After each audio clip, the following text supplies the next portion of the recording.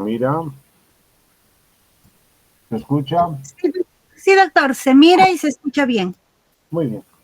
Entonces vamos a hablar sobre la policitemia, especialmente por la policitemia vera, que es una neoplasia mieloproliferativa crónica, que confiere un riesgo significativamente elevado de complicaciones trombóticas, tanto de las arterias como de las venas. Entonces, este es el índice de los contenidos. Ya vamos a ver introducción, fisiopatología, factores de riesgo, diagnóstico, manejo, algunas consideraciones específicas y la conclusión. Bien, entonces la policitemia se define como un aumento de la masa de los eritrocitos en forma total en el organismo, lo que se traduce en un incremento del hematocrito y o de la concentración de hemoglobina. Puede clasificarse en policitemia primaria, donde el aumento de la producción de eritrocitos es intrínseco a la médula ósea, siendo la policitemia vera su principal exponente. Y la policitemia secundaria, donde el aumento es una respuesta a un estímulo externo, como la hipoxia crónica o la producción ectópica de eritropoyetina, ¿no? La principal y más temida complicación de la policitemia vera es la trombosis. Los pacientes con policitemia vera tienen un riesgo basal incrementado de eventos trombóticos arteriales. Se van a traducir en infarto de miocardio, accidentes cerebrovasculares isquémicos, arteriopatías periféricas y también trombosis venosa, ¿no? Con trombosis venosa profunda, embolia pulmonar, trombosis de las venas espláncnicas como la portal, etcétera, ¿no? Estos eventos no solo impactan la supervivencia, sino también la calidad de vida de los pacientes. Por ello, es importante la prevención y el manejo de la trombosis. Y estos son los pilares, pues, la prevención y el manejo de la trombosis. Pilares fundamentales del tratamiento de la policitemia vera. Entonces, vemos en el cuadrito la clasificación de las neoplasias mieloproliferativas. Tenemos la policitemia vera, la trombocitemia esencial y la mielofibrosis primaria, ¿no? La policitemia vera, ya habíamos visto que es el aumento de los glóbulos rojos o hematíes, ¿no? Con aumento también de las tres series. La trombocitopenia esencial, hay aumento de las plaquetas, y en la mielofibrosis primaria y hay tejido cicatricial en la médula ósea. ¿Cuáles son las causas de policitemia?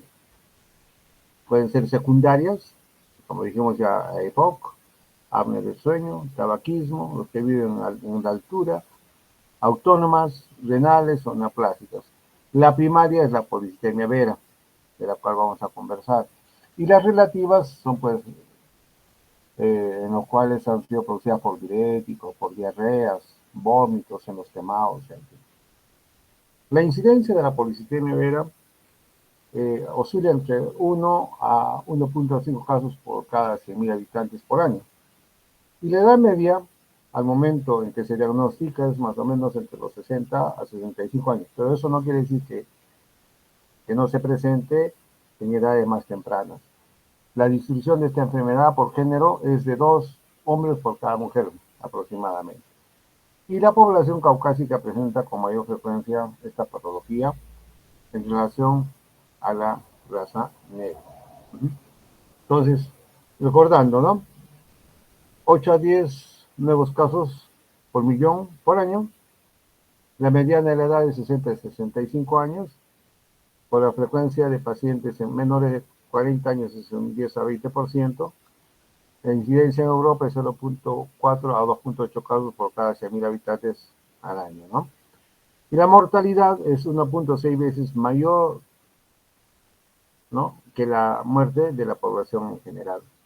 Y ya vemos al lado derecho la progresión de la policitemia vera. Y vean ustedes que hay una fase pre-policitémica, donde comienza a haber esto del JAK2 más la epoproietina, y la fase policitémica, ¿no?, donde va a haber manifestaciones ya, ¿no?, y va a haber fibrosis, va a haber esplenomegalia, y en aproximadamente unos como aumenta la masa eritroide y más o menos unos 10 a 15 años va a haber una transformación a una metaplasia amiloide post-policitémica. Y un 20% y un 10% pasará a una transformación blástica, ¿no? Esa es la fase terminal. La patogenia, ya hemos dicho, es una neoplasia de origen clonal que afecta a la célula progenitora pluripotencial hematopoyética y va a haber una mutación de 6-17F en el exón 14 del gen JAK2. Entonces vemos que va a haber diferenciación eritroide, codificación de proteína JAK2 y afecta a la línea mieloide. Acá tenemos la hematopoiesis normal y vemos que en condiciones fisiológicas permanece desfosforilada sin que se transmita ninguna señal al interior de la célula, ¿no? Cuando la eritropoyetina se une a su receptor R, EPO, y se produce una dimerización del receptor y la fosforilación de la proteína JAK2. Pero en la policitemia vera, donde hay una trombocitosis esencial y mielofibrosis primaria que habíamos comentado, el JAK2 con mutación B6 y 17F sin eritropoyetina permanece fosforilada permanentemente. Esta es la fisiopatología de la trombosis en la policitemia vera. Entonces, la policitemia de la trombosis en la policitemia vera es un proceso complejo y multifactorial que va más allá de la simple hiperviscosidad producida por la eritrocitosis. Va a involucrar anomalías cuantitativas y cualitativas de todas las series hematopoyéticas, así como una interacción alterada del endotelio vascular. Va a haber hiperviscosidad sanguínea. El aumento de la masa eritrocitaria eleva pues exponencialmente la viscosidad total de la sangre. Esta hiperviscosidad, ¿qué va a hacer? Va a aumentar la resistencia al flujo sanguíneo, va a reducir la velocidad del flujo, especialmente en la microcirculación, va a alterar las fuerzas de cizallamiento sobre la pared vascular y va a favorecer la marginación de plaquetas y leucocitos, incrementando así su interacción con el endotelio. Dentro de las alteraciones plaquetarias va a haber trombocitosis. Este está presente en aproximadamente 50-60% de los pacientes. Y vamos a ver que va a tener una fase de activación plaquetaria aumentada,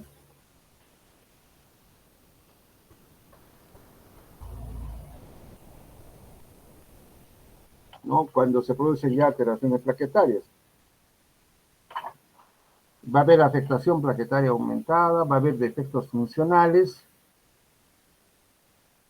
las plaquetas activadas van a tener defectos en la agregación con ciertas agonistas y en algunos casos de trombocitosis extrema pueden desarrollarse una enfermedad de von Willebrand adquirida, paradójicamente aumentando el riesgo de sangrado. Va a haber también alteraciones leucocitarias, va a haber leucocitosis, que es común en la policitemia vera, especialmente neutrofilia, y los leucocitos, particularmente los neutrófilos, contribuyen significativamente al estado protrombótico. Va a haber también activación leucocitaria. Los neutrófilos activados van a liberar, ¿qué cosa? Especies de activas de oxígeno que van a dañar el endotelio y van a aumentar la reactividad plaquetaria.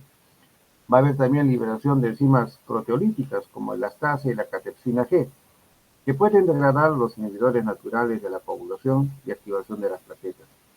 Va a haber también trampas extracelulares de los neutrófilos, estructuras compuestas por ADN, las histonas y proteínas granulares que proporcionan un andamiaje para la adhesión de las plaquetas y eritrocitos y activan pues la vía intrínseca de la coagulación. Esta formación de las trampas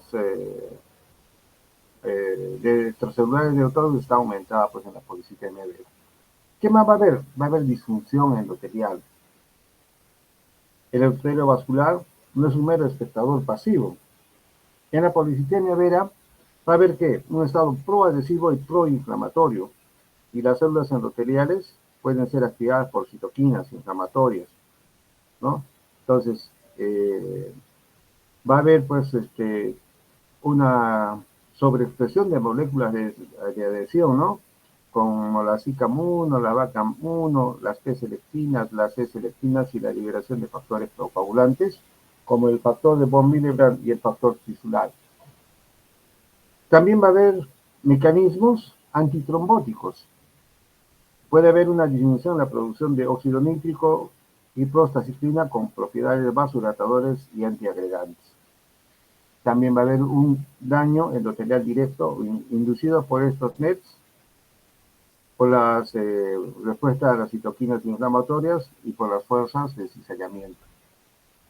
El papel central va a ser la mutación de JAK2, B6, 17F.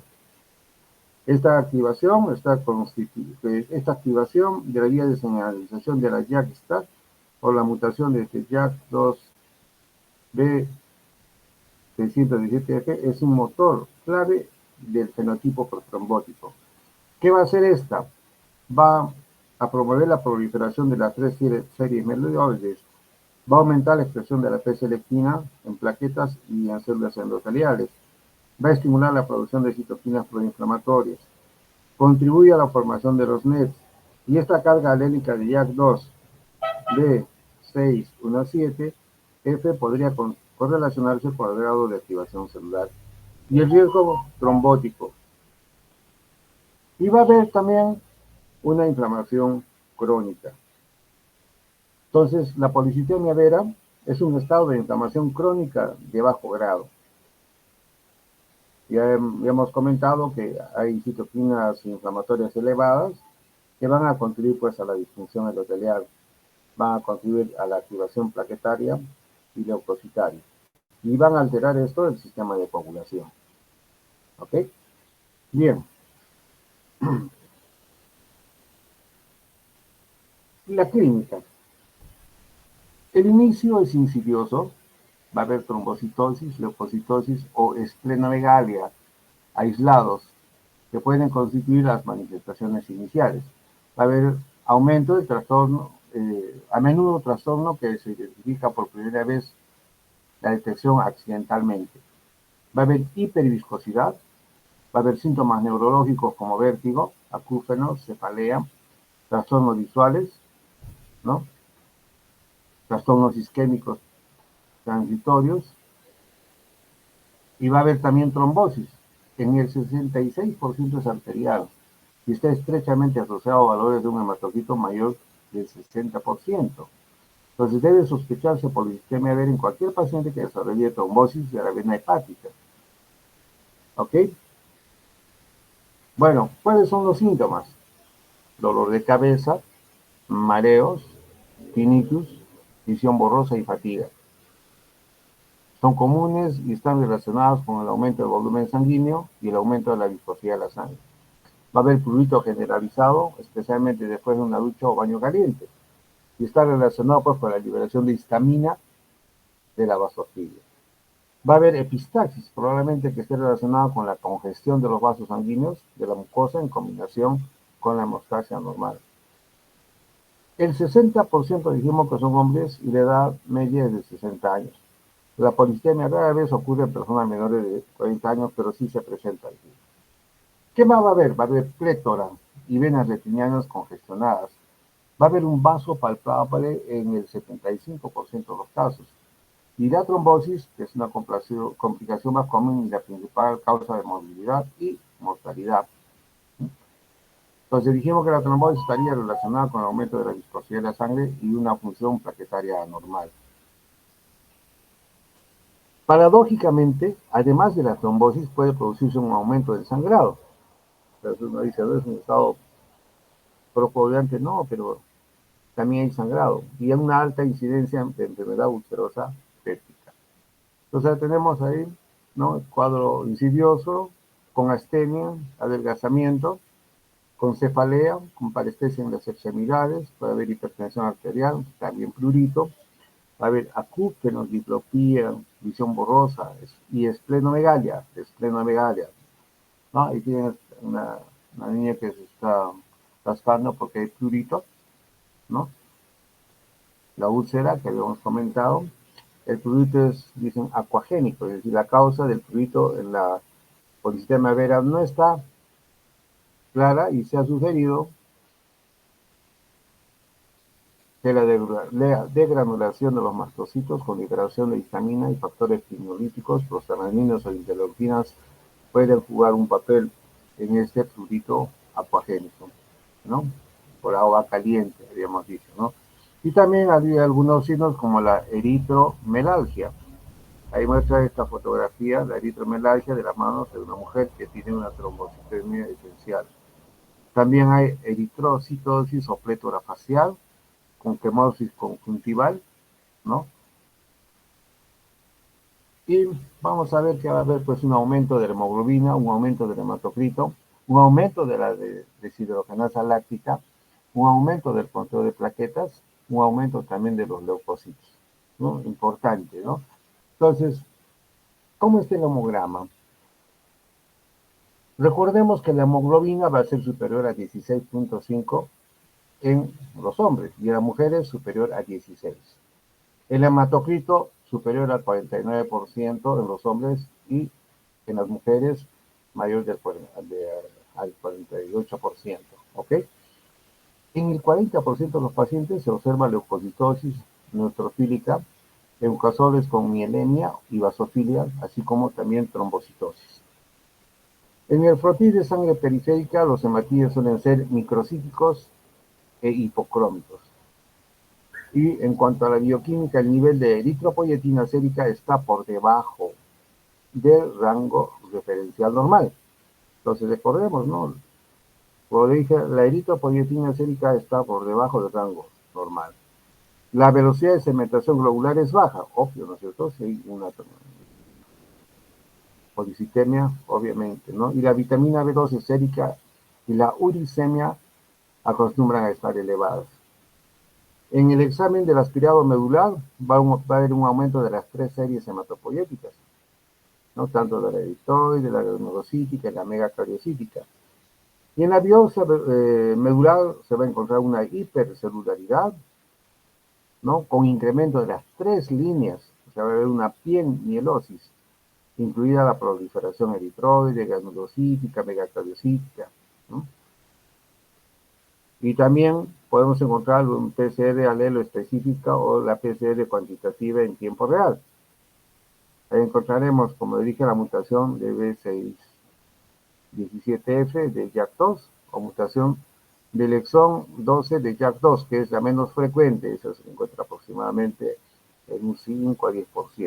Entonces recordemos que la mutación es de la valina con la fenilalanina, ¿no? De JAK2. Ahí vemos, ¿no?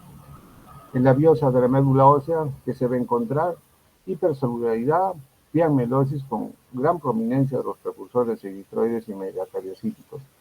Los marcadores importantes son el gen JAK2, la eritropoyetina sérica que está disminuida, vuelvo a repetir, la ferritina, que los niveles van a estar disminuidos. En cuanto a la vitamina B12 va a haber un aumento de la concentración sérica y un aumento de su capacidad de fijación. El ácido úrico y la LDH van a estar elevados y la fosfatasa alcalina granulocítica está elevada, ¿no? Son bases para que nosotros podamos ver. Entonces, ¿cómo diferenciar la policitemia vera de las policitemias secundarias y relativas? Veamos con la secundaria, ¿ya? La policitemia vera. Esplenomegalia, en la otra no hay. Leucocitosis, en la otra no hay. Trombocitosis, en la otra no hay. Aumento de volumen respiratorio, también en el otro. En la saturación del oxígeno arterial es normal, aquí está disminuido. La concentración sérica de vitamina B12 está aumentada y aquí es normal. La fosfatasa alcalina leucocital está aumentada y aquí es normal. Va a haber PAN, hiperplasia y aquí no va a haber nada. La concentración de eritropoyetina va a estar disminuida, en cambio en esta está aumentada. Y el crecimiento del FV endógenas van a estar aquí positivas y aquí negativas, ¿no? Estas unidades formadoras de colonias de trocitos endógenos van a estar pues aumentados, presentes, y no en la policitemia secundaria. Bueno, solamente para mostrarles una visión panorámica de las policitemias primarias, secundarias y relativas. ¿Cuáles son los factores de riesgo? Hay factores de riesgo para la trombosis.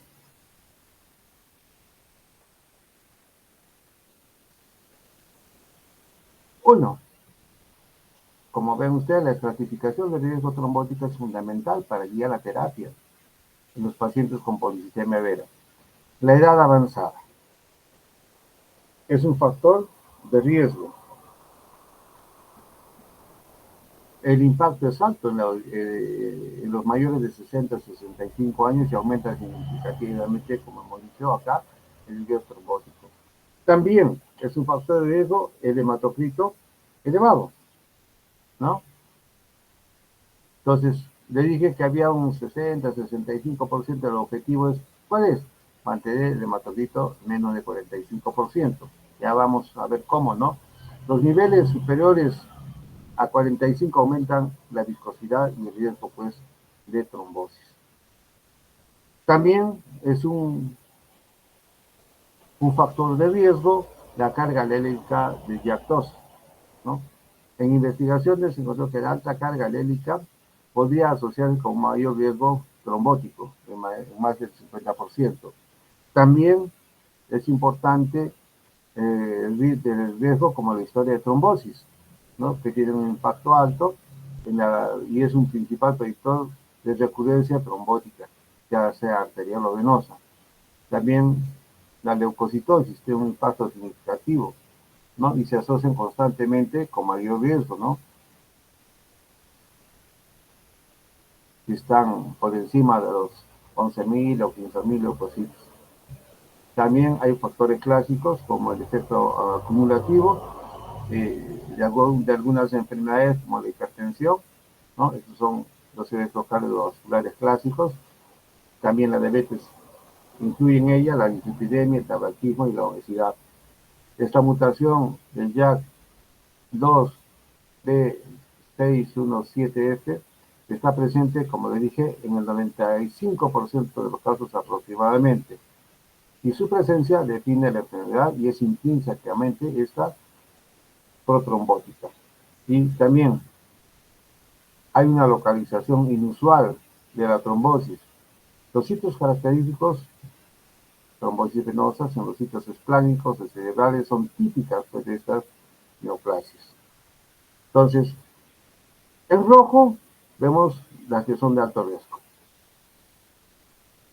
Riesgo moderado, las que están en azulito. Entonces, acá vamos a ver los criterios diagnósticos de policitemia vera.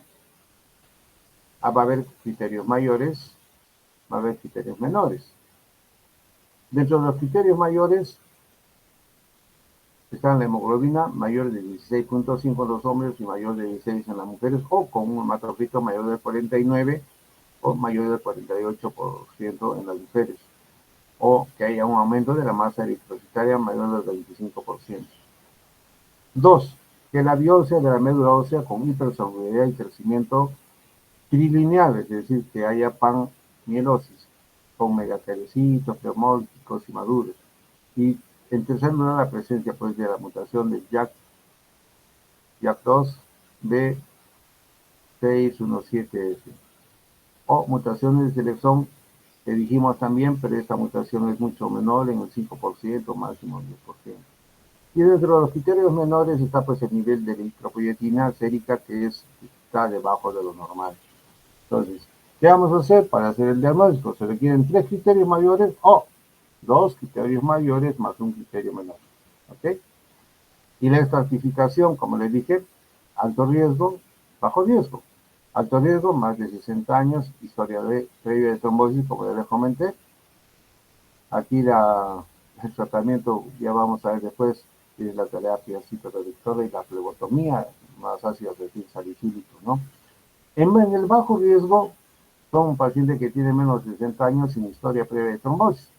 acá se hace flebotomía y se le da pues ácido salicílico. Y con años generalmente es suficiente.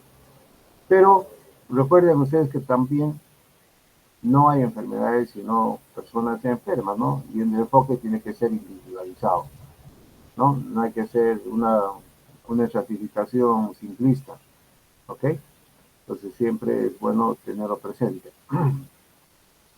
¿Cómo lo vamos a manejar? Bien. Los objetivos del tratamiento. Perdón. Los objetivos son prevenir, uno, las complicaciones trombóticas y hemorrágicas. Y dos, controlar los síntomas relacionados con la enfermedad, ya sea el prurito, fatiga, los síntomas microvasculares. Y en tercer lugar, minimizar pues el riesgo de transformación de mielofibrosis o una transformación a leucemia mieloide aguda. ¿Qué se va a hacer? La flebotomía. ¿Cuál es el objetivo? Mantener el hematocrito estrictamente por debajo del 45%. ¿Cuál es su mecanismo? La reducción de la masa eritrocitaria y la viscosidad. Estas van a inducir a una deficiencia de hierro y limitando así la eritropoiesis. Está indicado como primera línea para todos los pacientes, especialmente los de bajo riesgo, ¿ya? Luego viene la terapia anticlaquetaria. ¿Cuál es el fármaco que se da? Miren, una simple, común, corriente, vulgar aspirina, con unas dosis bajas, inclusive entre 75 y 100 miligramos por día. Está indicado y recomendada para prácticamente todos los pacientes que tienen policitemia vera. Entonces, hay evidencia de los estudios como la de CLAP, que demostraron que la reducción significativa de los riesgos de trombosis arterial cuando se tomaba pues ácido acetilsalicílico, ¿no? En algunos avances, en algunos estudios sugieren que debe darse 2 veces al día, pero esta es la terapia que está recomendada. También es importante la terapia citorreductora, ¿no?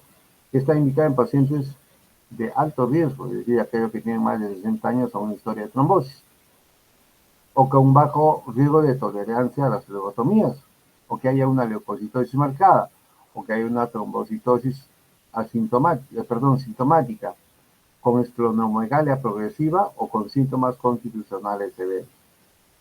¿Qué le vamos a dar? Hidroxiuria, ¿no? Que es la primera línea en los pacientes de alto riesgo. Hay una experiencia amplia, ¿no? Y también se da por viral. Hay menor mielosupresión y también va a haber, dentro de las ventajas, es que hay pues una amplia experiencia. Y dentro de las desventajas o efectos secundarios comunes es que haya mielosupresión, úlceras mucocutáneas, fiebre, en fin, ¿no? Pero esta hidroxiuria es de primera línea en muchos pacientes de alto riesgo, especialmente en los mayores. Luego está el interferón alfa pegilado, que es un inmunomodulador, recuerden ustedes, antiproliferativo, que puede reducir pues la carga alélica de JAK2B617R. ¿Cuál es la ventaja? Que es un potencial modificador de la enfermedad. No leucemogénico, y esta se puede dar pues en los pacientes que inclusive que son jóvenes o que tengan o que estén embarazadas, ¿no? ¿Cuál es la desventaja? La mielosupresión, las infecciones y la suspensión brusca va a haber síntomas pseudogripales, fatiga, depresión, autoinmunidad, en fin. Y una de las desventajas del interferón alfa pegilado es pues que es inyectable. Es una de las cosas que les quería comentar. En el caso del gruxoliniquid, es un inhibidor de JAK1 y JAK2. La ventaja es que hay un buen control del hematocrito con reducción de la esplenomegalia y de los síntomas.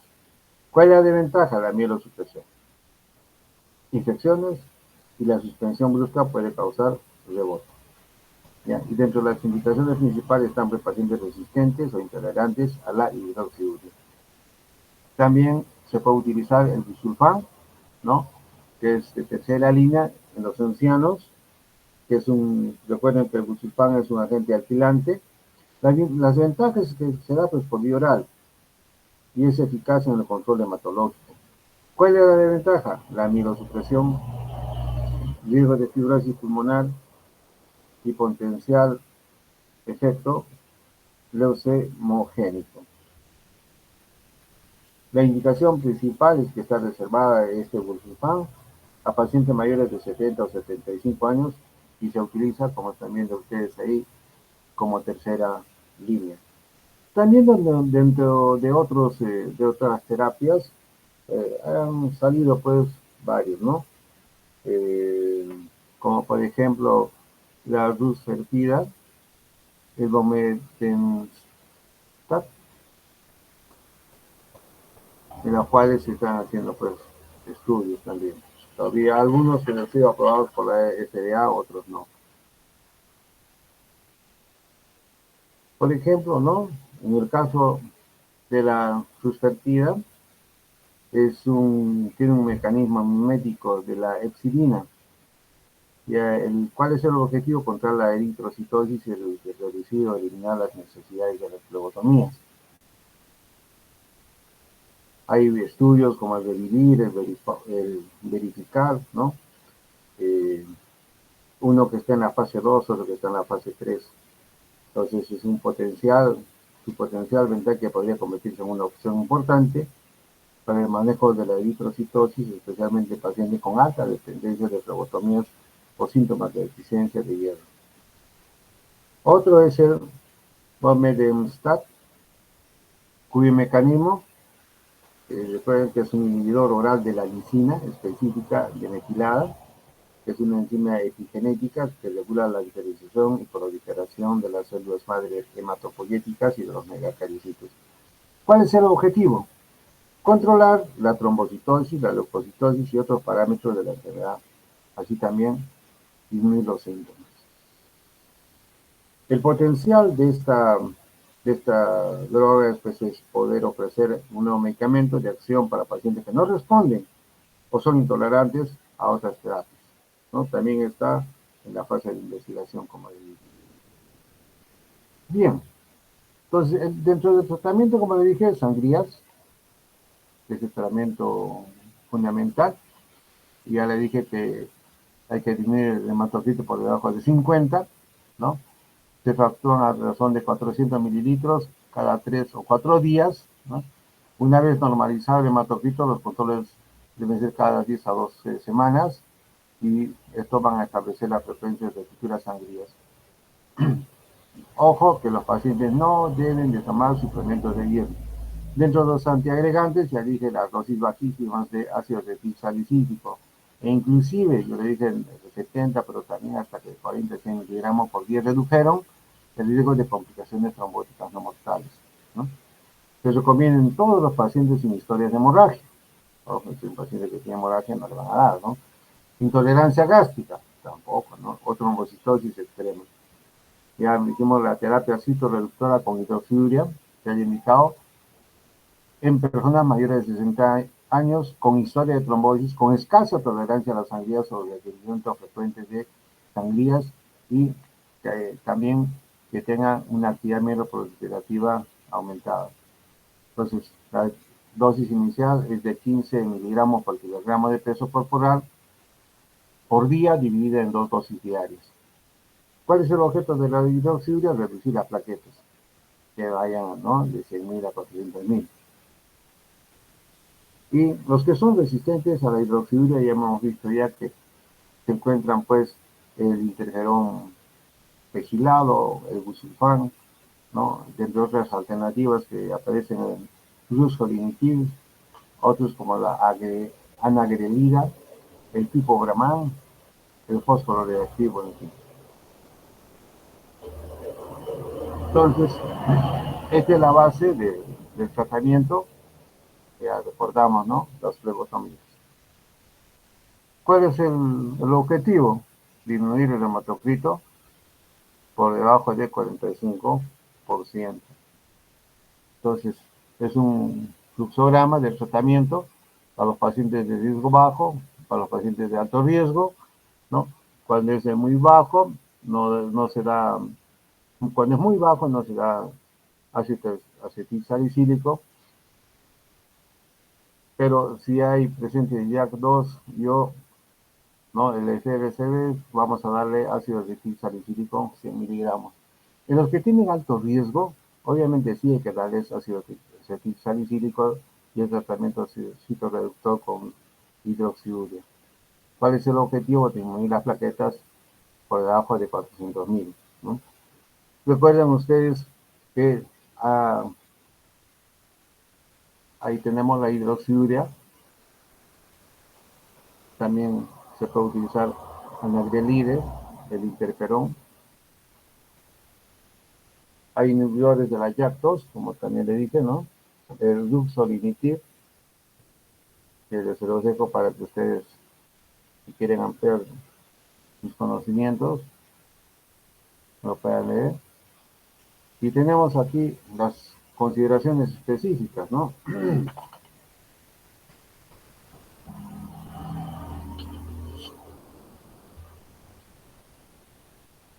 Cuando pensamos una trombosis venosa esplánica, va a ser de presentación, de repente la primera manifestación frecuente de las neoplasias mieloproliferativas.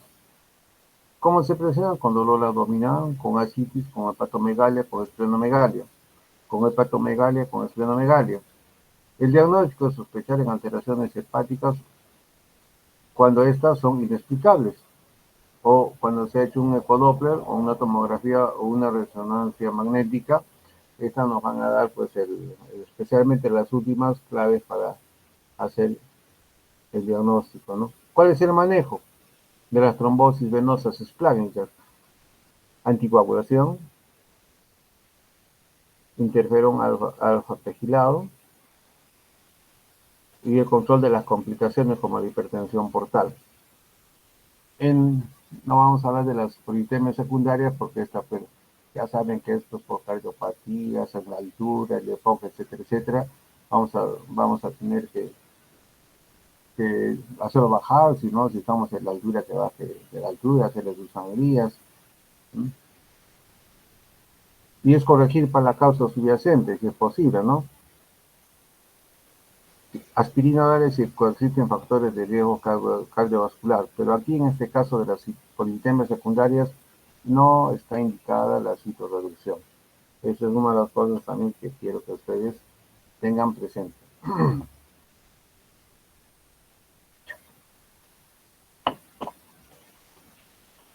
En conclusiones, la complejidad fisiopatológica de la policitemia vera representa, pues, un desafío clínico por su propensión a la trombosis, con mecanismos complejos que incluyen hiperviscosidad, activación celular, disfunción endotelial e inflamación crónica, más allá del papel central de la mutación del JAK2B617.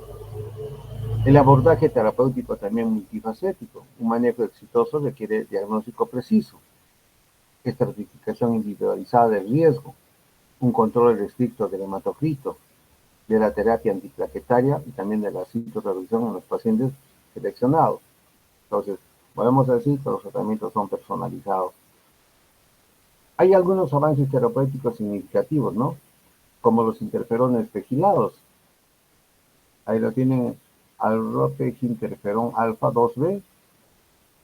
También hay inhibidores de JAK como el ruxolitinib que han ampliado las opciones de tratamiento. Hay también terapias emergentes como la lusfertida que prometen optimizar el control de los eritrocitos con mejor tolerabilidad, ¿no? Y la importancia, pues, de la detección precoz. La sospecha temprana de policitemia vera en eritrocitosis inexplicadas nos tiene que hacer pensar, y especialmente cuando hay leucocitosis, trombocitosis y esplenomegalia, o trombosis en sitios inusuales. Entonces aquí es crucial el diagnóstico oportuno para un mejor pronóstico. Entonces, para los clínicos siempre es importante mantener un alto nivel de sospecha ante una eritrocitosis. Recordar siempre que el objetivo terapéutico es menor, un hematocito menor del 45%. Y también un control integral de los factores de riesgo, ¿no? La prevención de la trombosis al final, le estoy poniendo, es el pilar fundamental en el manejo de la polisistemia vera y requiere un enfoque personalizado, basado en la caracterización precisa del riesgo individual. Acá hay algunos estudios, como el ECLAP, el RESPONSE, el estudio REVIVIR, que está en fase 2, el estudio verificado en fase 3, hasta cuando saqué yo ¿cómo se llama? Esta revisión. Muy bien. Hay algunas guías clínicas que se han utilizado, ¿no? Y algunas, ¿cómo se llama? Referencias bibliográficas. No sé si hay alguna pregunta.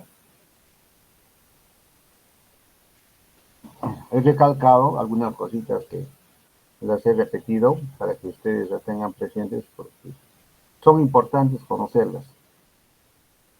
¿Ya? Muy bien. Aparentemente no hay consulta, doctor. Ya. Entonces, muchas gracias, chicos. Voy a dejar de compartir y les deseo pues que les vaya muy bien en su examen. Estudien con tranquilidad, no se me estén ahí estresando y pues también manejen bien sus tiempos. Es importante los tiempos y su descanso también. ¿Ok? Chao, chicos. Que les vaya muy bien. Muchísimas gracias, doctor. Doctor, una consultita en cuanto a las diapositivas, las va a subir al aula virtual, ¿no? Las de esta Sí, clase. ya, sí, también, también. Ya, inmediatamente la subo. Chao, chicos, que les vaya muy bien, muy buenas tardes. Muchísimas gracias, doctor. Buenas tardes.